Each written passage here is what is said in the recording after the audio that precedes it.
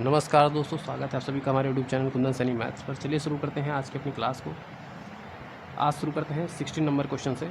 मैंने 15 number question तक पिछली क्लास में कंप्लीट करा दिए हैं, आप जाके वीडियो देख सकते हैं। अगर आप हमारे चैनल पर पहली बार आए हैं तो चैनल को सब्सक्राइब करना ना भूलें। तो चलिए शुरू करते हैं आज का अपना पहला क्वेश्चन। क्वेश्चन क्या कह रहा है देखते हैं।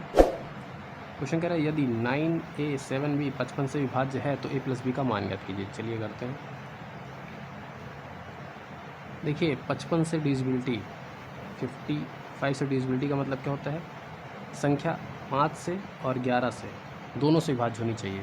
5 से डिविजिबिलिटी का रूल होता है लास्ट डिजिट या तो 0 हो या तो 5 हो, और 11 से डिविजिबिलिटी का रूल क्या होता है कि sum of even place digit minus sum of odd digit place, इसकी वैल्यू या तो 0 हो या फिर 11 के मल्टीपल हो, ठीक है, तब वो होते हैं 11 से डिविजिबल। चलिए देखते हैं करके इसको।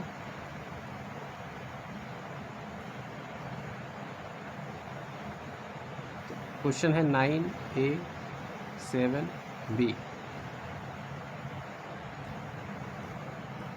लास्ट में हाँ 0 रख के देखते हैं तो 5 रख के देखते हैं, क्योंकि 5 से डिविजिबल है तो 0 और 5 होंगे, उसके अलावा कोई नंबर नहीं हो सकता है।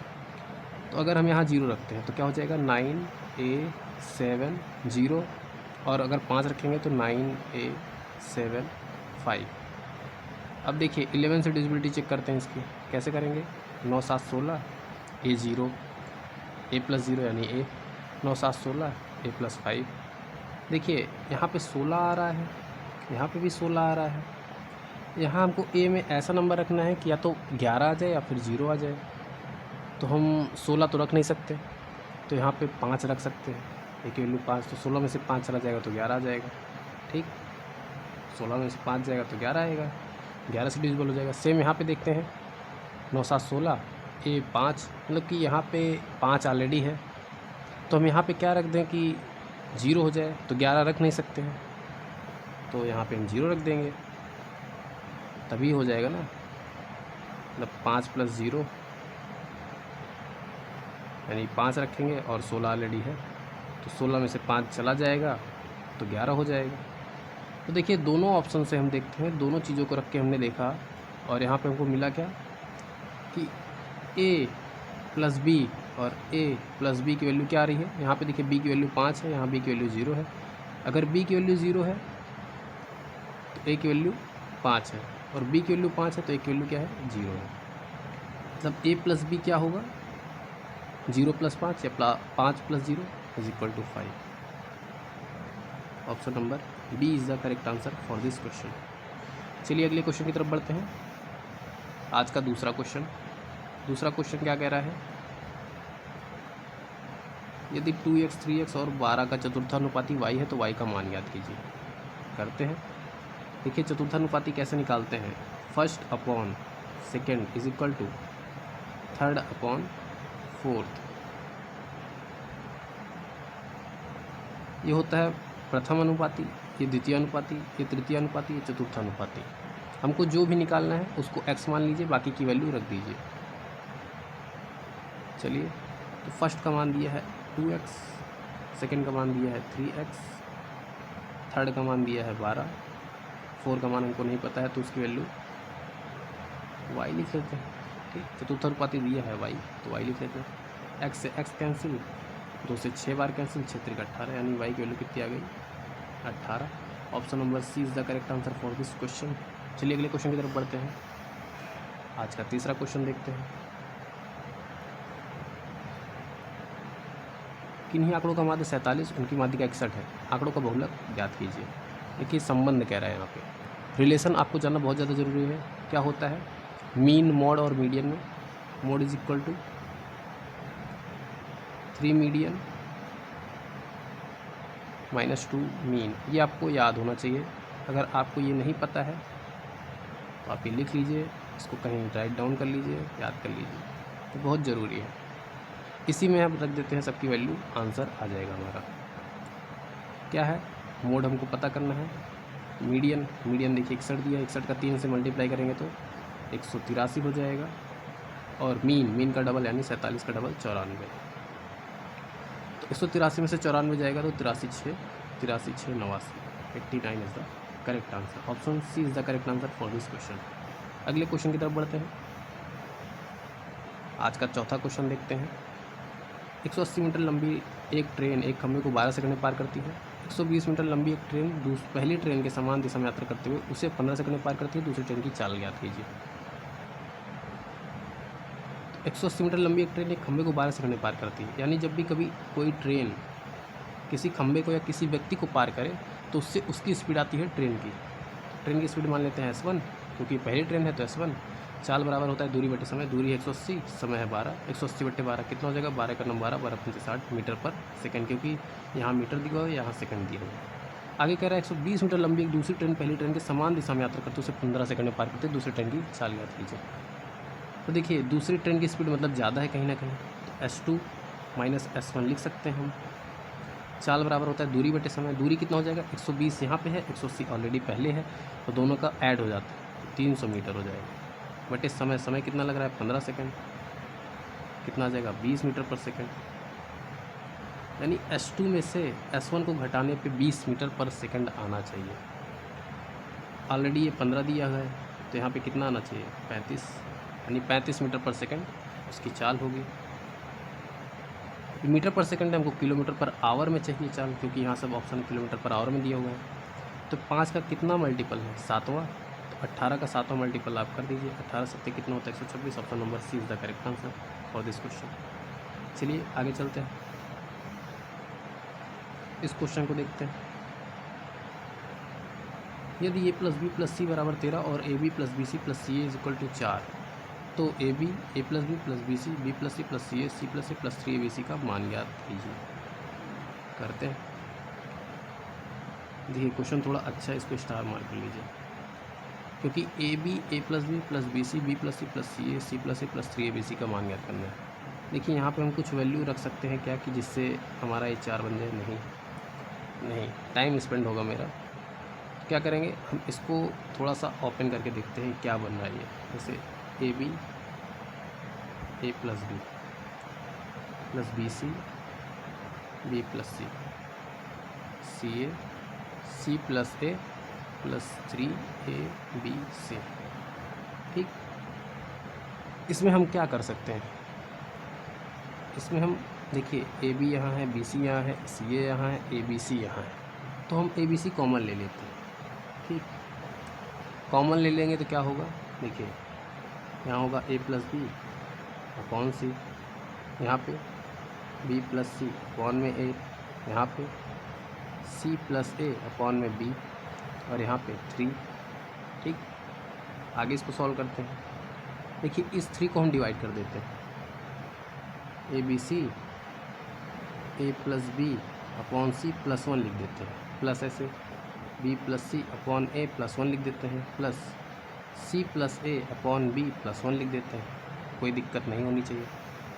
चलिए अब देखिए ये ए बी सी तो ऑलरेडी है ही, ये क्या हो जाएगा, देखिए थोड़ा सा इसको समझिएगा, a plus B C B plus C A C plus a b हो जाएगा, यानी a plus B plus c तीनों जगह हैं, तो इसको हम कॉमन ले लेंगे।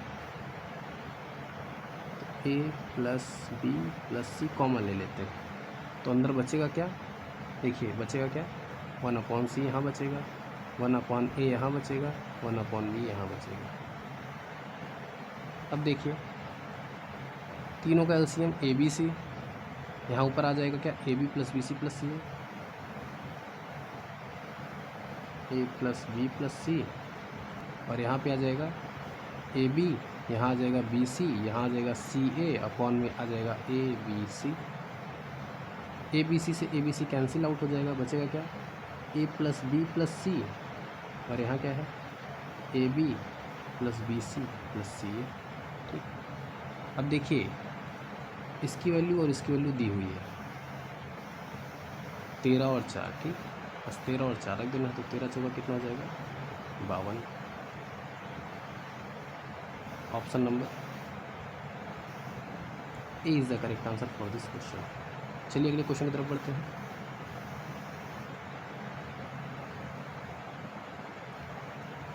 900 मीटर स्क्वायर क्षेत्रफल वाले किसी समबाहु त्रिभुज का परिमाप ज्ञात कीजिए।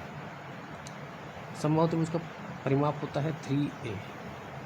एरिया क्या होता है √3/4a²। उसकी वैल्यू दी हुई है कितना 900 मीटर। तो a स्क्वायर की वैल्यू कितनी हो जाएगी 9 चौक 3600 बटे √3। √3 से ऊपर नीचे मल्टीप्लाई कर देंगे कितना हो जाएगा 1200 √3। ये ए स्क्वायर की वैल्यू आ गई तो ए की वैल्यू कितनी आ जाएगी √1200 √3। इसको सॉल्व कैसे करेंगे ए की वैल्यू कितनी आ जाएगी यहाँ से देखिए 1200 में से 400 बाहर निकाल लेंगे तो 400 का कितना आ जाएगा बाहर 20 आ जाएगा। 3 बचेगा अंदर तो 3 को क्या लिख देंगे √3 और √3 ऑलरेडी यहाँ पे है तो रूट कितना हो जाएगा 3 त्रिका 9 त्रिका 27 यानी 20 √27 की पावर यहाँ पे 4 लिख सकते हैं। ठीक क्योंकि ये देखिए क्योंकि यहाँ पे ये 1/2 देगा ये वाला रूट और ये वाला रूट भी 1/2 देगा तो 1/2 1/4 हो जाएगा। तो ए की वैल्यू इतनी आ गई। हमको निकालना क्या है 3a की वैल्यू क्या हो जाएगी 3 गुणे 20 √27 की पावर 4 यहाँ पे हो जाएगा तो 20 × 60 27 और यहाँ 4। Option number A is the correct answer. Question अच्छा था स्टार मार्क इसको भी कर सकते हैं आप। चलिए अगले क्वेश्चन की तरफ बढ़ते हैं।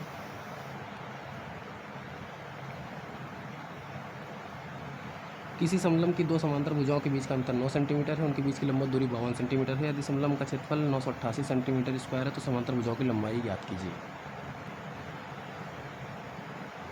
समलंब चतुर्भुज क्या होता है ये देखिए ऐसा होता है कह रहा है दो समांतर भुजाओं के बीच का अंतर 9 सेंटीमीटर है। मतलब अगर ये x है तो x + 9 है। उनके बीच की लंबवत दूरी 52 सेंटीमीटर यानी ये जो है वो 52 सेंटीमीटर है। समलंब का क्षेत्रफल दिया हुआ है तो समलंब का क्षेत्रफल होता क्या है समलंब चतुर्भुज का क्षेत्रफल क्या होता है 1/2 समांतर भुजाओं का योग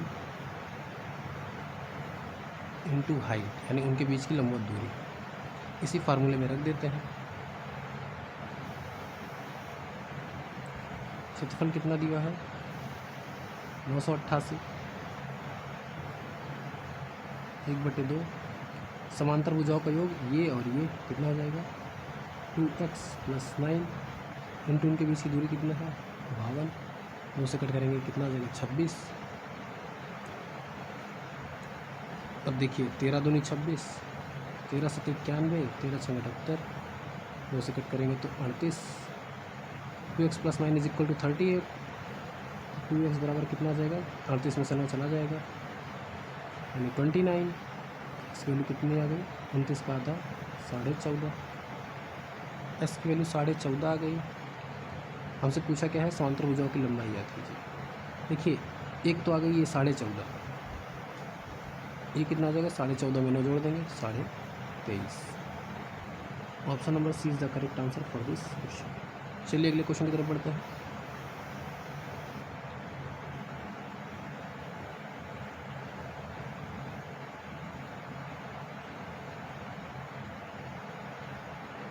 ये है सरलीकरण का क्वेश्चन।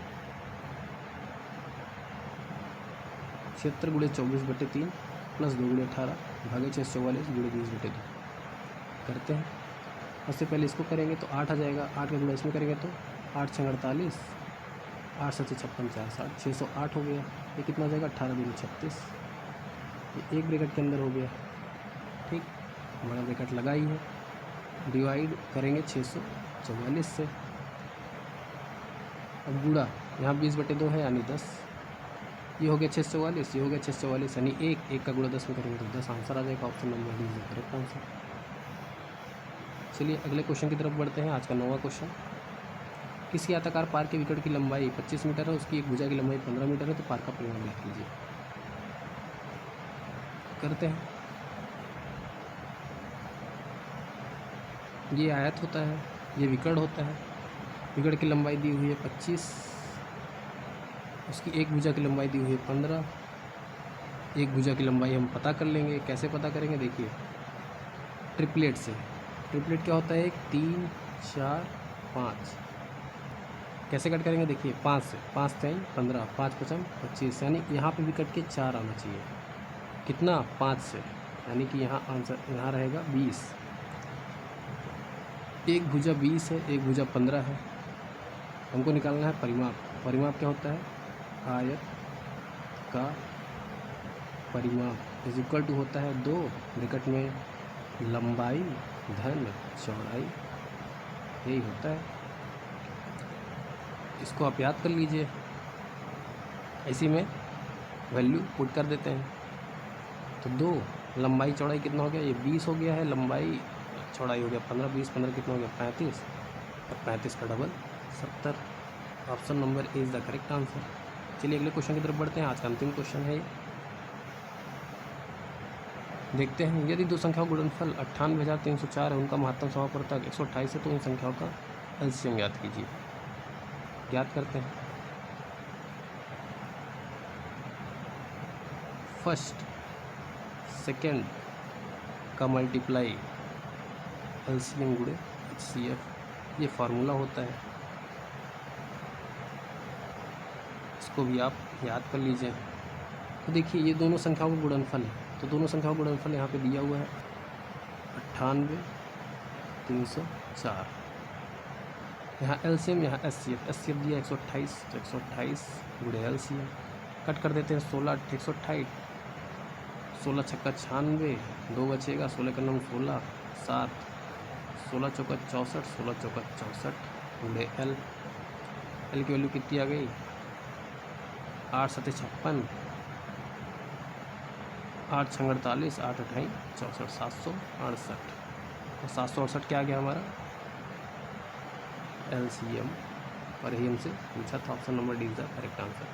तो आज का क्वेश्चन यही कंप्लीट होता है 10 क्वेश्चन का। आई होप आपको वीडियो अच्छी लगी हो। अगर वीडियो अच्छी लगी है तो चैनल को सब्सक्राइब करना ना भूलें, बेल आइकन को प्रेस ज़रूर करें, और ज़्यादा से ज़्यादा कमेंट शेयर कीजिए।